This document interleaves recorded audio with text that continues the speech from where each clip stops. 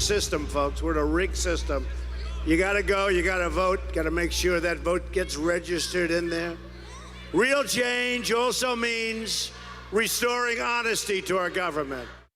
Donald Trump in North Carolina just yesterday urging voters to deliver justice at the polls.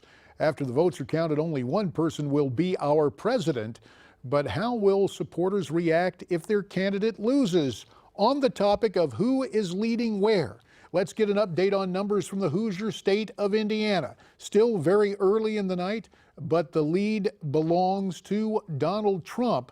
70% of the vote coming in very early, 1% of the precincts reporting 70% for Donald Trump, 26% for Hillary Clinton. Let's welcome in our panel, and we are pleased to be joined by Newsmax TV political analyst and presidential strategist Dick Morris. Dick, of course, also the New York Times bestselling author of Armageddon, How Trump Can Beat Hillary. And we are joined by my old colleague in Congress from Newsmax Washington, the gentleman from Illinois, Michael Patrick Flanagan. And hanging around for a little partisan provocation is our pal Democrat strategist Kevin Walling, likewise at Newsmax Washington. Brother Morris, it's good to have you tonight, and you have written an interesting column, 269 to 269, a tie that would take us to the House of Representatives in terms of the electoral vote. You think that's going to happen tonight? I don't know if it's going to happen, but it certainly is well within the range of possibility. If Trump carries all the states Romney carried, including North Carolina, that gives him 206 electoral votes. He's leading and well ahead in the polling in Iowa and Ohio, which brings him up to 230. Then if he wins Florida, that's 259. And then if he wins Colorado, that's 268. And then there's one electoral vote in Maine from the Republican district that votes separately, which could put him at 269. And he'd have to lose the other states for that to happen. But it certainly is possible. But let me say that right now, what I'm doing is obsessively checking, as you just did, the returns in Indiana and Kentucky, because they're very important.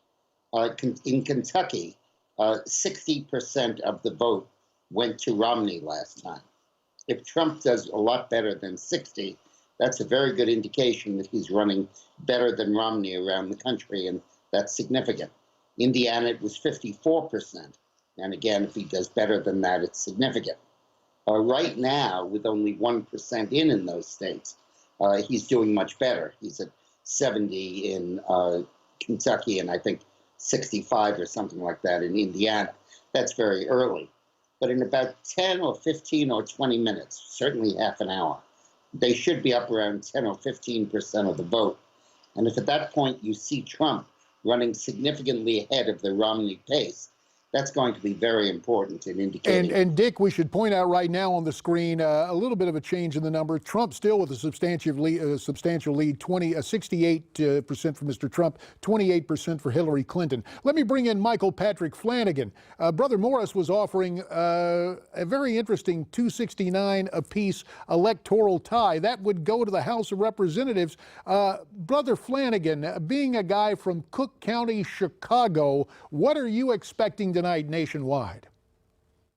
I expect a Trump win tonight. I have blogged about it, I've written about it, and I've advocated it, and I think it's going to happen. I think I read today that we're going to have 140 million voters. That's 20 million over last year or something close to that. That's not Hillary's vote. It's not coming out for her. I think we're going to have an explosive vote tonight that the polls didn't pick up, and that generally is going to be off the polling chart because these are folks who have not been grabbed up as previous voters. So I think we're going to have some fun surprises tonight. And at the same time, Florida is incredibly close. Florida is too close to call by everyone's estimation. And I think that is a testament to both campaigns and how hard they've worked there. But while she's been working in Florida, he's been everywhere and Florida. And I think it's going to pay off for him tonight. Let me turn to Kevin Walling because Brother Flanagan was making mention, Kevin, of the hidden Trump vote. Is there a hidden Hillary vote we should be looking at tonight, Kevin? I think if you look at the numbers in terms of who's actually turning out, it really falls in line with the 2012 numbers in terms of the racial breakdown. you've got 70% of those turning out who are white. Hispanics have ticked up to 11%. And I disagree with Mike in terms of his take on Florida. I think you're going to see a pretty close win for Secretary Clinton early on in Florida. Part of the polls close at 7 p.m.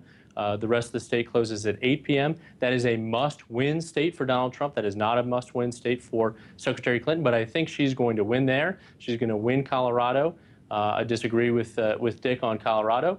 And I think she's going to win Nevada as well. If you, again, based on the previous segment that we had, look at the numbers with the Latino vote in that state. All right, well, let me turn to Dick Morris again, because, Dick, you have a penchant for finding those things that the rest of us miss. So in the 2 minutes that remain, I'm very interested. What are you concentrating on tonight that will be the tip that will tip us off as to how this election is going to go? First of all, let me say that the turnout looks like it's going to be about 4 or 5 million more than last year, not 20. Last year, Congressman was 136, and this year they're saying. I apologize. I bow to your superior knowledge, Dick. Don't worry about it.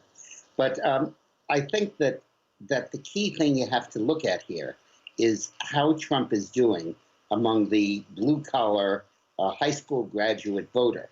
And that statistic coming in from, as we look at the Indiana and the Kentucky returns, that can give you an early indication of how that's going to go.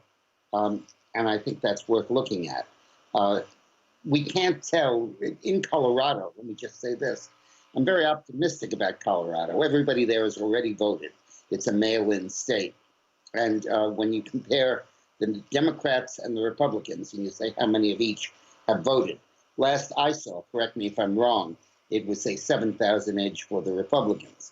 And last year, the independent vote, which is 20% of the vote, 4 years ago, the independent vote went for Romney, 49 to 45. So that would be positive stuff about Colorado. Do you have more recent stuff? I forget. We continue to monitor, Dick, and we are going to have to. Time is in our way right here. Coming up on the top of the hour, where 7 more states close their polls. We want to thank all 3 of our panelists right there, and we want to remind you that you can let us know who you voted for by logging on to newsmaxpolls.com to give us an idea of how you saw today and who you want to see in the White House. There is lots more to see as we head to the 7 o'clock Eastern hour. Again, 7 states about to close their polls. We'll check the numbers and have more for you next.